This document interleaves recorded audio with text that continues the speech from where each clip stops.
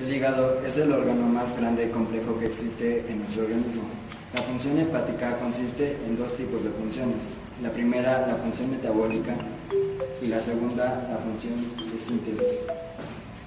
Dentro de las funciones de síntesis encontramos síntesis de proteínas, síntesis de azúcares sencillos, síntesis de proteínas plasmáticas, síntesis de lípidos endógenos, síntesis de lipoproteínas. En sus funciones metabólicas, en el hígado se encarga del metabolismo de la bilirrubina, el metabolismo de carbohidratos,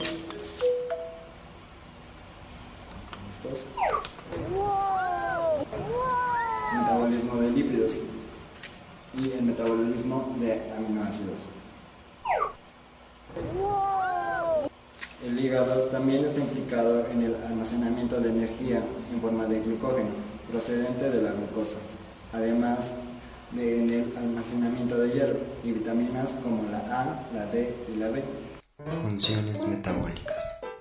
Ahora hablaré sobre la metabolización más importante que desempeña el hígado, que es la metabolización de bilirrubina. La bilirrubina es el metabolito resultante de la degradación de los glóbulos rojos.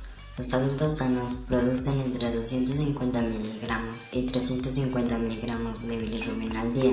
La bilirrubina es importante ya que en su metabolismo dará origen a las bilirrubinas directas y a las bilirrubinas indirectas, las cuales nos ayudarán al diagnóstico de diferentes enfermedades del hígado. También esta sustancia es importante ya que de ahí proviene la estercobilina y el urobilinógeno. La estercobilina dará origen al color de las heces fecales, mientras que el urobilinógeno dará origen al color de la orina. Pruebas de laboratorio de bilirrubina. La forma típica de medir la bilirrubina es utilizando ácido sulfonílico diazotizado. El producto de reacción se mide a 540 nanómetros. Otras pruebas metabólicas importantes son amoníaco. El amoníaco es el principal derivado del metabolismo de los aminoácidos. El metabolismo de amoníaco tiene lugar en el hígado a través del ciclo de Brea. Lípidos.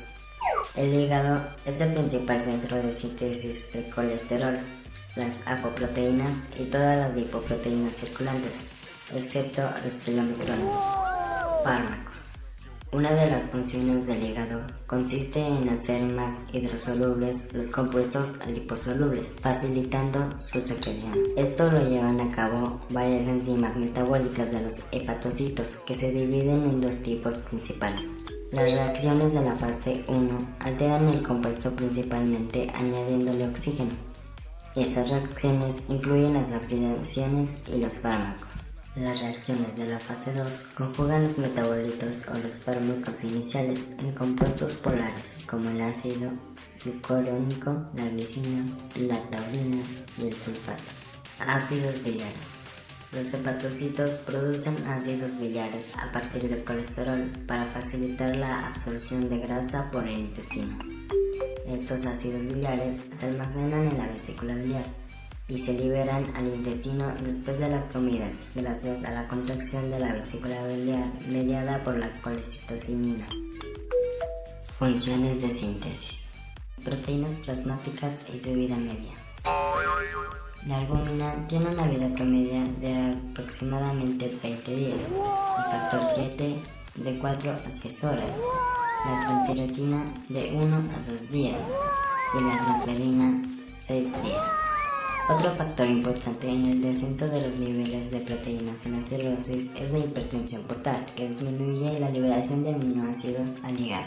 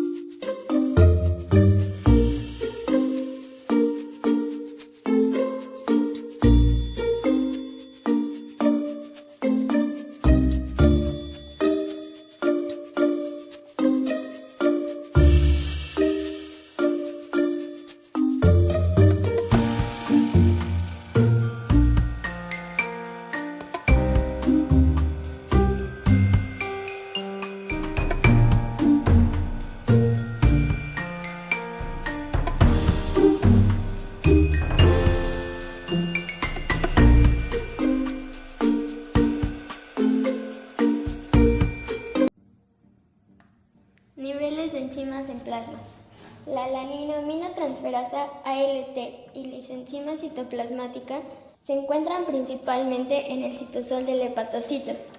La aspartataminotransferasa mitocondrial se libera principalmente cuando existe daño mitocondrial.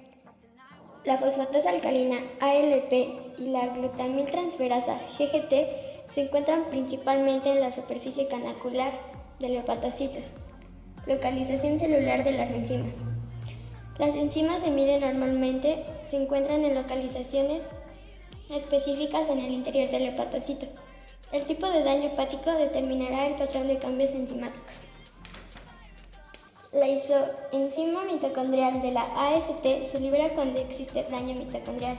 Los niveles de las enzimas canaliculares, como la fosfatasa alcalina, aumentan cuando se producen procesos obstructivos. Mecanismos de liberación de las enzimas. Las enzimas son liberadas por los hepatocitos. El daño es irreversible en la membrana celular. El alcohol provoca rápidamente la liberación de ACT por los hepatocitos y su expresión en la superficie celular. La acumulación de ácidos biliares en la obstrucción canalicular causa la liberación de fragmentos de la membrana, a las que están unidas enzimas canaliculares.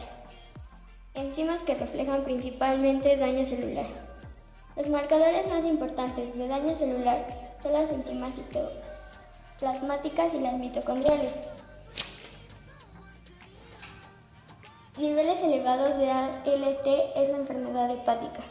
La vida media de las enzimas hepáticas es aproximadamente entre 4 y 6 horas. El daño hepatocelular agudo. Al principio, el nivel de AST será mayor que el de ALT, debido a la elevada cantidad de la AST en los hepatocitos. En cambio, el daño hepático alcohólico agudo, el aumento de los niveles de AST normalmente persiste, debido a la mayor vida media de las AST mitocondriales. El daño hepático crónico, los niveles elevados de ALT son más frecuentes que los de AST. Sin embargo, a medida de que progresa la fibrosis, la actividad de la ALT normalmente disminuye y la proporción de AST respecto a ALT aumenta gradualmente. Enzimas que reflejan principalmente daño canalicular. Las enzimas canaliculares dentro de los hepatocitos es normalmente bastante baja. Cuando existe obstrucción canalicular, normalmente se produce un aumento gradual de los niveles de estas enzimas. La GGT tiene una vida media de 10 días, mayor en los trastornos obstructivos y en las lesiones hepáticas.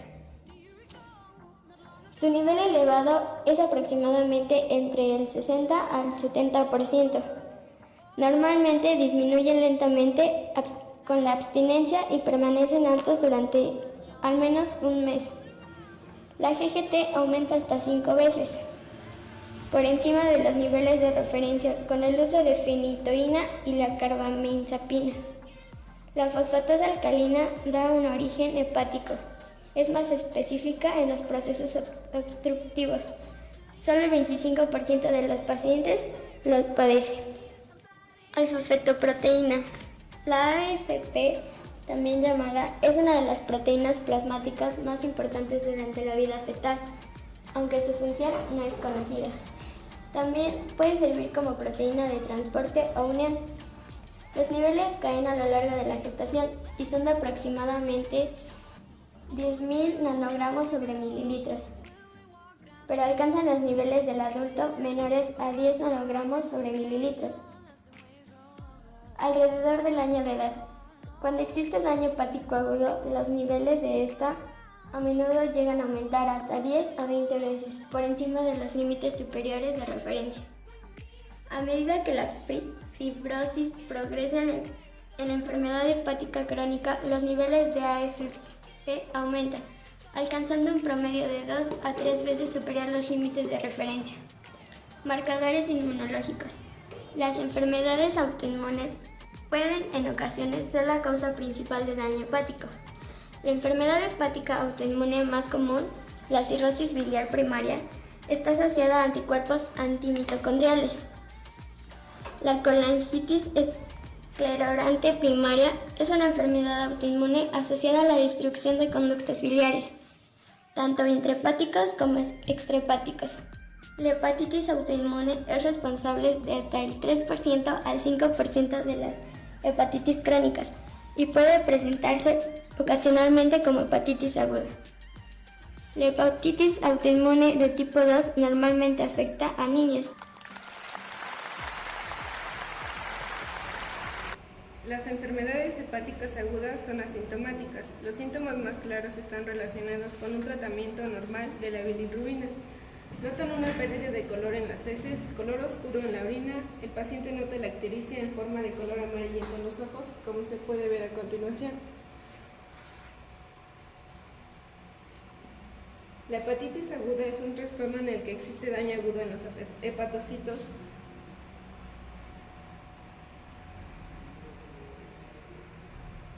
Patrón de daño hepatocelular. El patrón más común de daño hepatocelular es el debido daño inmunológico en los hepatocitos, como el observado en enfermedad hepática viral o inducida por drogas.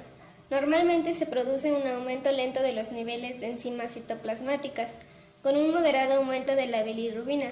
En casos reconocidos clínicamente, los niveles de enzimas y bilirrubina alcanzan una meseta y posteriormente desciende durante varias semanas.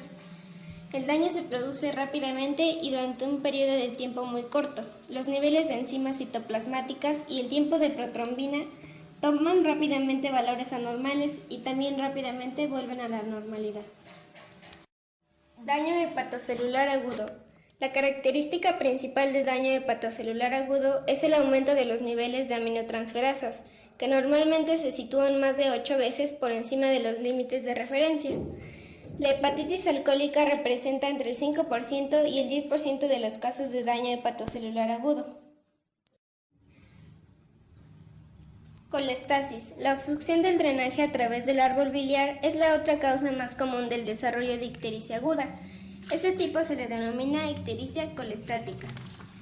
Los patrones de colestasis pueden producirse como bilirrubinostasis afectando al hepatocito, hepatitis colestática afectando al nalicular, como daño ductal afectando el conducto biliar intrahepático y obstrucción completa afectando al conducto biliar extrahepático.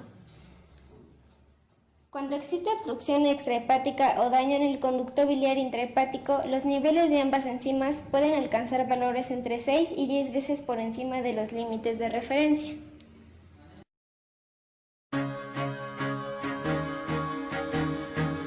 Enfermedades crónicas. Son enfermedades de larga duración y por lo general de progresión lenta, con predisposición a casos de cirrosis y de carcinoma hepatocelular. Hepatitis crónica. Significa un daño continuado a los hepatocitos.